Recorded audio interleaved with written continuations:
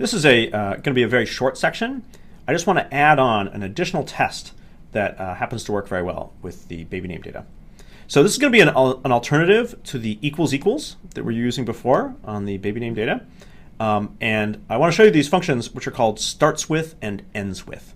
And these work on strings. And to explain it here, I'll just look at the code in my example here. So the way this works is all this is the same as we've seen before. I open the table, I have the loop, I have the if statement where I'm looking at each row. So we'll just look at the test left to right here. So the first part of the test is the same as we've done before. So I say row.getFieldName, so I'm pulling the name out of the row, and that's a string. And previously we've done examples like, oh, is it equal to Abby or Robert or whatever with the equals equals test. The way the starts with and ends with functions work is the syntax is kind of funny. It has a dot, and you just tag it right onto the right-hand side of the name. So I get out the name, and I immediately say dot starts with. And then inside of the parentheses for the starts with, you could just say anything. So here I say AB. And what that tests is, does the name begin with the letters AB? And if it does, it's true. The starts with is true, and if it doesn't, it's false. So it kind of reads, you know, does the name start with AB? So let's just try it. So if I just run this, what you'll see is it's gone through the 2,000 rows, and it's just picked out. Right? See, they all start with AB. It was true for all of those. So whatever I type here, we're going to get rows where the name begins with that. So I could type, I don't know, we'll reverse it. I could type BA. Oh, there's not very many.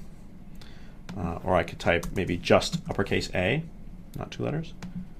We get quite a lot of names. Begin with A. If I type a lowercase a here, and I run, we actually get no output. And what's going on there is that in the computer, the letter uppercase A and the letter lowercase a, those are just 2 different letters. And so in this data, the names all begin with an uppercase letter, and then all the other letters are lowercase. So starting with lowercase a, it's a subtlety, but that has 0 results. Whereas if I put an uppercase a here and run it, then we get them all. Right? And you can even see how, yeah, they begin with an uppercase letter, and then the later letters are lowercase. So you would just need to know that writing the test. All right, there was one more I was going to do here. Oh yeah, let's try Z. So if I look for starts with Z, then we get all the names. There's a few there. Or I could narrow it. I could say, oh, well, maybe it has to start with ZA. Then we get fewer. And maybe I could say ZAI. Then we get down to just 4. And then I could say, like, I'll say like ZAI, I don't know, X. And I run it. Oh, then I get none. So it's certainly possible to write a test where it's just false for all 2,000 rows, and then it just prints nothing. So I'll just back it to ZAI, and we just get those. So that's the starts with function. And for these first examples, we're always going to use it pretty much this way. So we go to the row for the baby data, we get the name out, and then we immediately say dot starts with to check the left side of the name.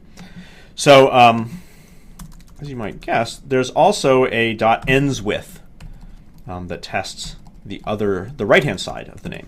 So if I say ends with lowercase z, and I run that, oh gee, there's surprisingly few of those. So that picks out, apparently there's only 3 names in this whole data set that end with z. So I could say, or I could type multiple letters. I could say ends with ly. And we get a few more. Or I'll try ends with la. I'll run that. Oh, so then there's quite a few of those. You can see, I think these are all girl names too. I mean, that's just culturally the pattern in English that girl name, or LA tends to be a girl's name. So this is just two additional functions, and we'll, as I was saying, we'll tend to use them for the names in the baby data set. But they're going to allow us to do some more interesting problems.